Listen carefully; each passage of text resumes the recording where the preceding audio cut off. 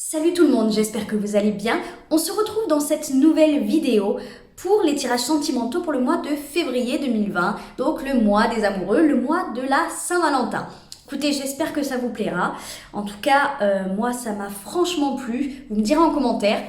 D'ailleurs, en parlant de commentaires, je voulais vraiment vous remercier du fond du cœur pour tous les beaux messages que vous m'avez laissés. Honnêtement, je vais vous dire, je m'y attendais pas du tout. Je commence à peine sur YouTube. Et j'ai été très surprise de tous les magnifiques commentaires que vous m'avez laissés. Donc vraiment, merci beaucoup. Ensuite, donc ce sont des tirages généraux. Ça ne parlera pas à tout le monde, forcément. Si ça vous parle, tant mieux. Si ça ne vous parle pas, allez voir votre signe ascendant ou votre signe lunaire. Et si ça vous parle toujours pas, c'est qu'il n'y avait pas de message pour vous et c'est OK. Donc voilà, écoutez, je vais vous laisser avec le tirage de votre signe pour le mois de février 2020, un tirage sentimental. Voilà, je vous fais plein de gros bisous. Ciao, ciao!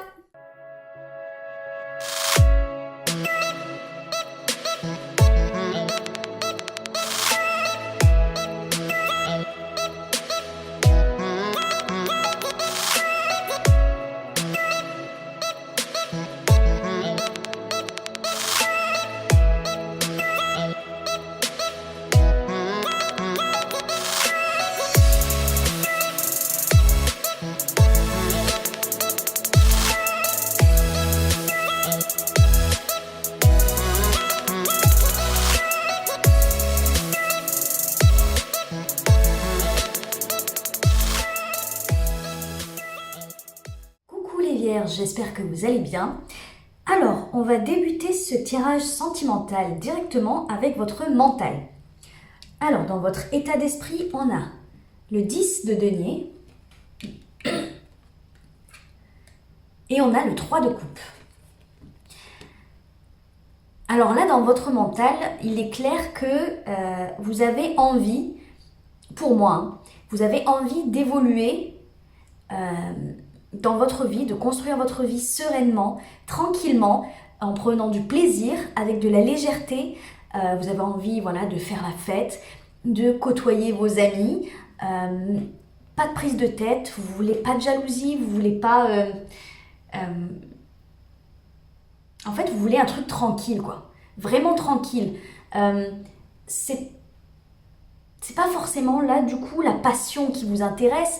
Vous n'avez pas envie que votre relation soit en dents de scie, c'est-à-dire un coup ça va super bien, c'est la folie, c'est la passion, un coup c'est une dispute rocambolesque, on va dire. Voilà, vous voulez vraiment quelque chose de tranquille. Et vous voulez construire votre vie de couple sur ça, le fait d'être vraiment sans prise de tête, d'être avec quelqu'un où en fait vous voulez quelqu'un qui vous casse pas les pieds. Vous voulez quelqu'un, en fait je pense que vous avez sacrément besoin d'indépendance. Donc je pense que là dans votre mental, vous vous dites moi je veux quelqu'un qui me laisse ma liberté, qui me laisse faire ce que j'ai envie. Si j'ai envie de m'éclater, je m'éclate et on me fait pas chier derrière. Voilà, je pense que vous tenez énormément à votre liberté. Et vous voulez réellement construire votre relation sentimentale, votre vie sentimentale sur ces principes-là. Ensuite, dans votre passé plus ou moins proche, on a l'as de bâton et on a la reine de denier, encore des deniers. Donc pour moi c'est un peu pareil, vous avez initié un nouveau départ. Avec cet as de bâton, vous êtes passé à l'action pour un nouveau départ. Un nouveau départ, ça peut être avec votre partenaire. Si vous êtes célibataire, vous avez peut-être décidé d'agir autrement, de passer à l'action différemment de d'habitude. Si vous étiez en couple, vous avez peut-être décidé de partir ou de commencer autre chose. En tout cas, vous avez initié un nouveau départ qui vous faisait vibrer, dont vous aviez envie, peut-être même depuis longtemps, quelque chose qui vous touchait. intimement, j'ai l'impression. Vous en aviez besoin. Voilà, c'est mon sentiment. Vraiment, j'ai l'impression que ce nouveau départ, vous en aviez réellement besoin. Vous le désiriez. Avec la reine de denier, c'est un petit peu le même sentiment que j'avais avec votre mental. C'est que vous avez pris un nouveau départ, mais concret dans la matière. Vous avez décidé que ça allait se passer comme ça. Vous avez décidé exactement de comment allaient se passer les choses. Voilà, parce que la reine de denier, déjà c'est une reine, donc elle maîtrise, elle prend les décisions, il n'y a pas de souci, elle n'a pas de peur, elle n'a pas de crainte, elle fait les choses qu'elle doit faire. C'est une reine qui est très intelligente, elle est très maligne, elle sait trouver les bons plans, les bonnes affaires, elle sait exactement comment dire ça, elle connaît les limites de son territoire, elle sait exactement où elle va, où est-ce qu'elle doit aller pour enrichir son patrimoine, pour obtenir plus de valeur, tout confondu. Voilà. Elle est sur son trône, en plus regardez, c'est magnifiquement représenté, je trouve.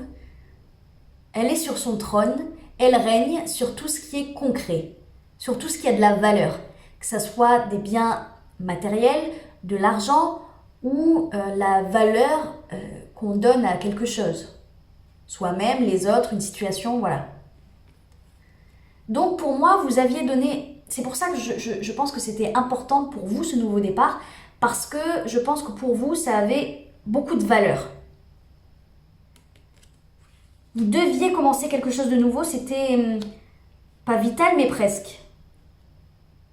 Un besoin, voilà, c'était un besoin. Pour autant, dans vos blocages, on a le 10 de bâton et on a le 9 de bâton. Alors là, c'est hyper lourd. C'est très lourd à porter. On a le 10 et le 9. Ça veut dire que vous êtes déjà sur une fin de cycle, mais une fin de cycle pour moi très épuisante et très lourde à porter. Le 10 de bâton, c'est... non, on va commencer par le 9 de bâton. Hein. Le 9 de bâton, c'est celui qui est épuisé, qui est fatigué, qui se referme sur lui-même, qui ne parle pas, qui reste là, assis, à attendre que ça passe. Mais pour autant, voilà, il passe plus à l'action parce qu'il est fatigué. Il parle pas parce qu'il est épuisé de parler et il a l'impression que ça sert à rien. Donc il est là, il attend. Voilà, il attend patiemment que les choses se passent et il espère que tout se passera au mieux, mais il est un peu désespéré, voilà. Et le 10 de bâton, c'est vraiment celui, alors lui, il est épuisé. Lui, il a repris le chemin quand même. Mais voilà, à un moment donné, entre la 9 et la 10, il s'est dit, bon, ok, d'attendre, ça sert à rien. Je vais faire quand même un pas en avant, alors que entre-temps, j'ai ramassé encore un bâton sur mon dos qui me pèse très lourd. Mais voilà, c'est soit je reste planté là et je meurs, soit j'avance, mais voilà. Mais pour autant, il n'y en a pas un des deux qui se dit, eh ben, je vais poser mes bâtons. Ben, comme ça, je serai libérée, je serai plus léger, je pourrai avancer plus vite, j'aurai moins mal au dos, voilà. C'est ça, ils trouvent des solutions avec leurs bâtons, avec les bâtons sur leur dos. Ils avancent malgré tout, ils perdent espoir, ils ont des moments de bad, ils ont des moments de mieux, mais à aucun moment ils se disent je vais poser ces bâtons qui me font mal, qui me freinent, qui me retiennent, et ça, c'est les fardeaux que vous portez dans votre vie sentimentale. Alors, est-ce que, je sais pas, est-ce que c'est une façon de contrôler les choses, de contrôler votre couple, votre vie sentimentale? Peut-être que vous voulez, parce qu'il y a une grande forme d'indépendance là-dedans, vous voulez être indépendant, être libre. Mais est-ce qu'il n'y a pas une forme de contrôle sur l'autre aussi? Ou de... Oui, le fait de se dire, bon bah, voilà, moi je fais ce que je veux, Mais voilà, je veux absolument que les choses soient comme ça. Et du coup, vous prenez également beaucoup sur vous en vous occupant énormément de votre partenaire, par exemple. En faisant les choses à sa place, en le maternant, en le protégeant énormément. Vous êtes peut-être hyper protecteur dans votre vie sentimentale et du coup, en fait, vous prenez des choses qui ne vous appartiennent pas, des fardeaux qui ne sont pas pour vous de base, vous les prenez sur votre dos pour alléger peut-être les épaules de votre partenaire, mais c'est pas à vous de les prendre, c'est à lui de les poser tout seul. En fait, voilà, c'est ça que je veux dire. C'est que là, visiblement, dans votre vie sentimentale, vous devez poser beaucoup de choses. Il y a peut-être, ce qui me vient là, une certaine forme de communication à avoir aussi. Ou alors une autre forme de communication à avoir avec votre partenaire. Parce que peut-être que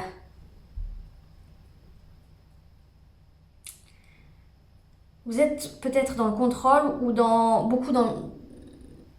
une forme de reproche.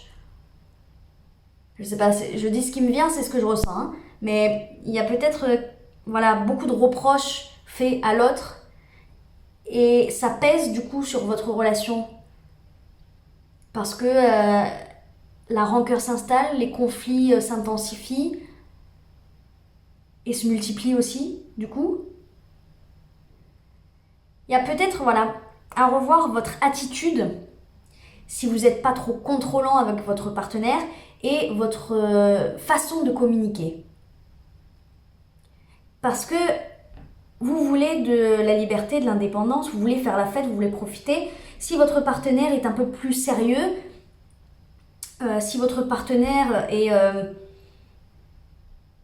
essaye de vous contrôler aussi, mine de rien,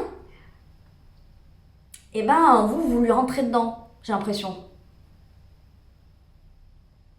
Voilà, vous dites non, ça va pas se passer comme ça se passe exactement comme je veux, et si t'es pas content, c'est pareil. Mais du coup, ça jette énormément déjà de froid dans votre relation, mais aussi de lourdeur.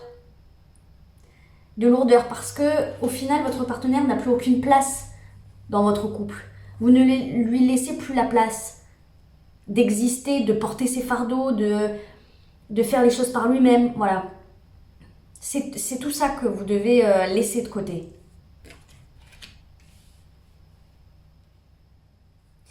Ensuite, dans le conseil qui vous est donné, on a le 3 d'épée et on a l'as de denier. Et ça m'étonne pas. Là, en gros, ce qu'on vous dit, c'est de tourner la page clairement sur des rancœurs du passé, sur des blessures, sur quelque chose qui vous a heurté, qui vous a fait souffrir, qui vous a fait de la peine dans votre vie sentimentale. Voilà. Donc, clairement, pour certains, on peut carrément parler d'oublier une relation passée. Parce que on a deux as, deux nouveaux départs. On a quelque chose de très lourd dans une relation, visiblement, ou dans votre vie sentimentale. Hein. Si vous êtes célibataire, c'est peut-être que ça vous pèse énormément et vous n'arrivez pas à aller de l'avant parce que vous en avez marre d'être célibataire. C'est possible aussi. Mais voilà ce qu'on vous conseille, que vous soyez célibataire, en couple ou fraîchement séparés, il faut absolument pardonner et passer à autre chose. Mais concrètement, parce que les deniers, c'est vraiment le concret, c'est le tangible. Hein. On est dans la matière là, on est dans la terre, dans tout ce qui est palpable quoi. Donc, concrètement, il va falloir faire en sorte de refermer ces anciennes blessures. Parce que vous ne pourrez jamais aller de l'avant si vous ne faites pas soit le deuil d'une relation passée, soit le pardon à votre partenaire actuel par rapport à ce qui a pu se passer, soit Bah non, en fait, c'est tout, hein, parce que pour les célibataires, c'est pareil. Je pense que c'est le deuil d'une relation passée. Mais en tout cas, il y a vraiment une grande notion de pardon euh, et cette notion, cette idée de passer à autre chose, d'avancer pour la guérison de cette blessure.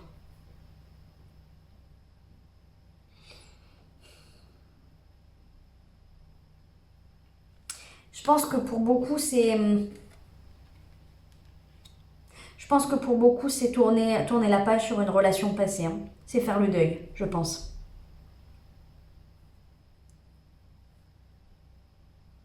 Parce que pour ceux qui doivent faire un deuil sur une relation, là, votre blocage, c'est vraiment de peut-être de rester accroché à tout ça, de rester accroché aux souvenirs, de rester accroché à la relation, l'idéalisation que vous en avez fait, repenser au passé. Et pourtant ne même pas réussir à parler à cette personne.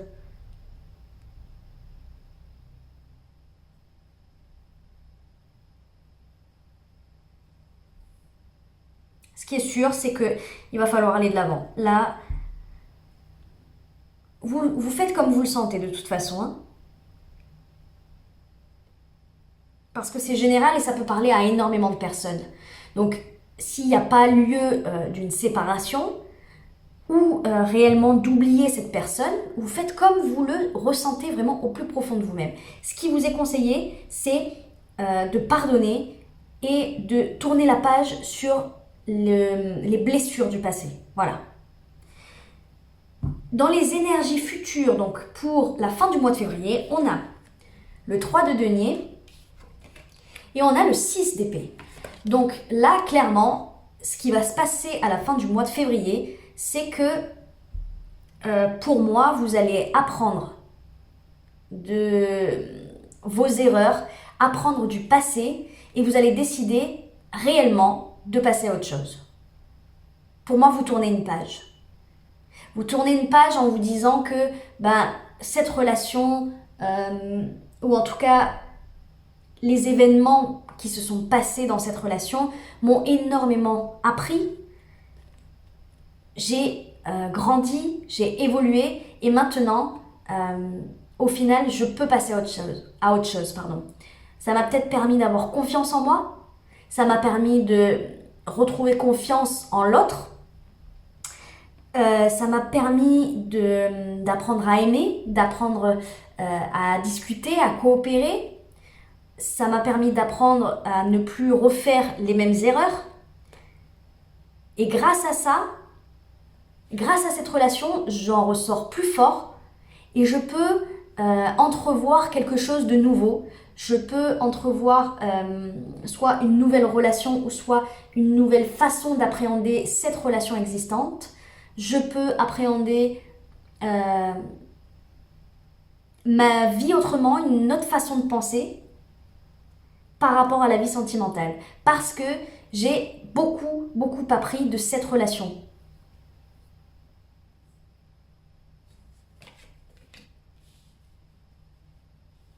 Voilà, vous passez à autre chose.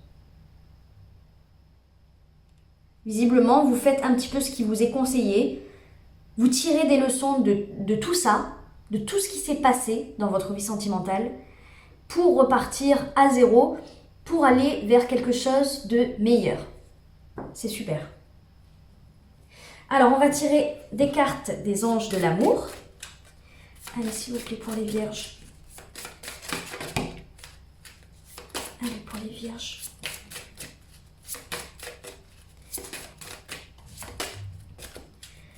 Les vierges, pour les vierges, s'il vous plaît.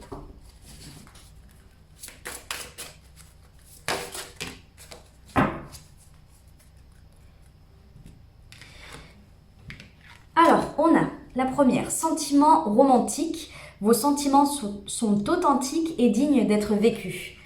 Donc là, on vous dit que vous avez le droit d'être heureux en amour, que vous n'avez... je sais pas, vous n'avez pas le droit, hein, mais vous avez le droit de tout faire hein, et de tout ressentir. Mais on vous dit réellement que vous avez droit. Vous avez droit au bonheur, vous avez droit à l'amour, vous avez droit au grand amour, même à rencontrer la personne qui vous fera vibrer. Si c'était pas celle-là, eh ben c'est pas grave. Ça sera une autre, mais vous y avez droit comme tout le monde. Il n'y a aucune raison que vous, particulièrement, vous n'ayez pas le droit à l'amour. Ça veut rien dire ça. Donc, pour moi, j'ai l'impression que c'est une forme d'estime de soi, d'estime de vous-même qui doit être rétablie.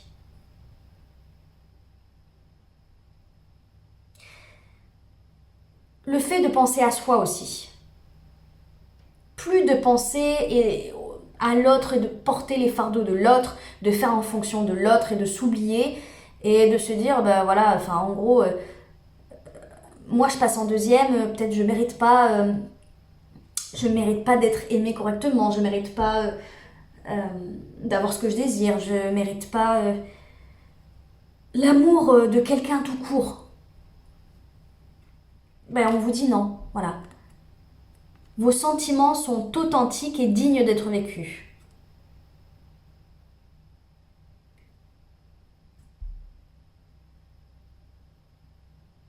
Pour les personnes qui ont été en triangulaire, on vous dit de ne pas culpabiliser non plus.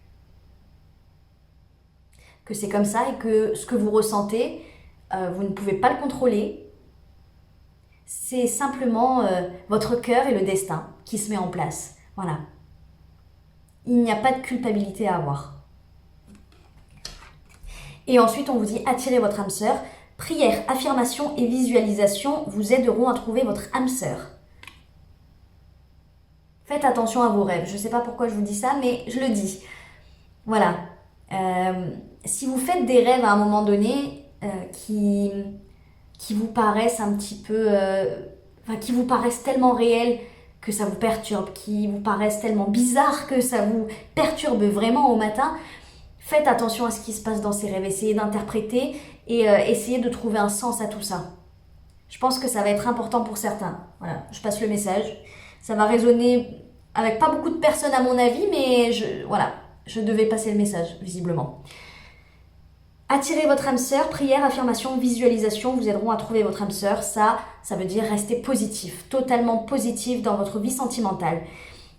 Pour les célibataires qui en ont marre, visiblement, d'être célibataires, pour qui c'est lourd, c'est un fardeau à porter, on vous dit c'est en étant positif que vous réussirez à attirer quelqu'un de bien pour vous. Pour les célibataires endurcis, c'est-à-dire même pas, c'est pas vraiment la signification, mais pour les célibataires qui sont dans le célibat depuis très longtemps et pour lesquels c'est la raison de cette lourdeur, on vous dit de ne pas perdre espoir, de visualiser l'amour qui arrive devant vous, d'imaginer, voilà. L'imagination, ça fait énormément. Pour ceux qui sont célibataires depuis pas très longtemps, mais qui ont du mal avec ce célibat par rapport au couple, à la rupture, voilà.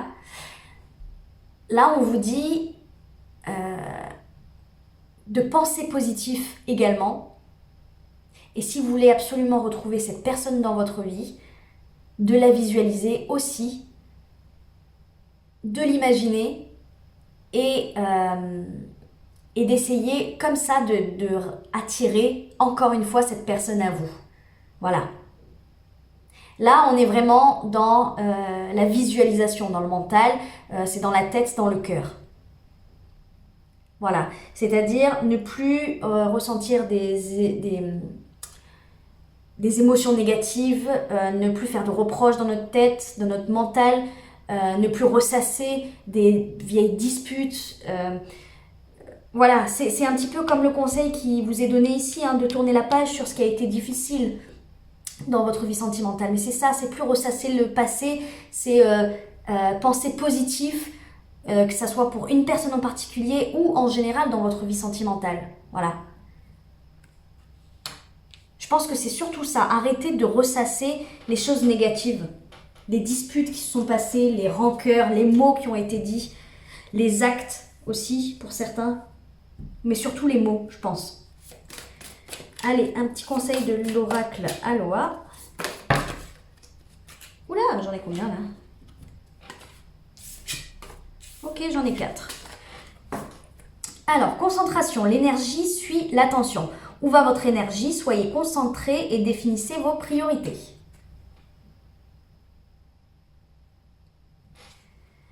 Ensuite, lieu de rassemblement. Chakra 5, communication. Faites entendre votre voix. Décidez comment le voyage de votre vie continue. Voilà, c'est un petit peu comme votre blocage avec cette 9 de bâton. Voilà, cette 9 de bâton, c'est au final, il est trop fatigué pour parler, trop épuisé parce qu'il a l'impression que ça va servir à rien. Il lâche l'affaire en fait. Et là, on vous dit non. Il faut pardonner, mais il ne faut pas lâcher l'affaire. Donc si vous avez quelque chose à dire, si vous êtes en couple et que vous avez quelque chose à dire à cette personne, il faut le dire. Parce que si vous le gardez pour vous, vous le gardez aussi dans votre cœur, vous gardez les blessures profondes et vous n'arriverez pas à passer au-dessus de tout ça, vous n'arriverez pas à pardonner, vous n'arriverez pas à tourner la page sur ce qui s'est passé. Donc, il faut à un moment donné s'exprimer et dire ce qui ne va pas, dire les ressentis qui se trouvent au fond de notre cœur et dire notre ressenti, ce qu'on ressent, si on a de la peine, si on souffre, si on est triste. Voilà, à un moment donné, il faut sortir les choses. C'est ça aussi, poser ses fardeaux. C'est sortir, parler, dire les choses qui ne vont pas pour un petit peu les rendre concrètes et au final pouvoir réellement, concrètement passer à autre chose. Ah bah tiens, on a pardon. Pardonner avant le coucher du soleil. Donc je pense que pour vous, le pardon, c'est primordial pour passer à autre chose. Voilà. Je n'ai pas grand-chose à dire de plus. Et déesse des plantes, lorsque votre cœur s'ouvre, votre intuition s'éveille. Éprouvez le lien animant toute vie, grandissez, épanouissez-vous. Lorsque votre cœur s'ouvre, comme une plante, c'est magnifique. Donc voilà, c'est un petit peu ce que je vous disais. Le fait de pardonner, de s'ouvrir, de poser vos fardeaux et de dire les choses telles qu'elles sont. Ne gardez plus les choses pour vous, ça ne sert à rien et vous n'arriverez pas à passer à autre chose. Voilà, écoutez, j'espère que ça vous a plu et on se retrouve pour la guidance générale pour le mois de mars. Ciao ciao!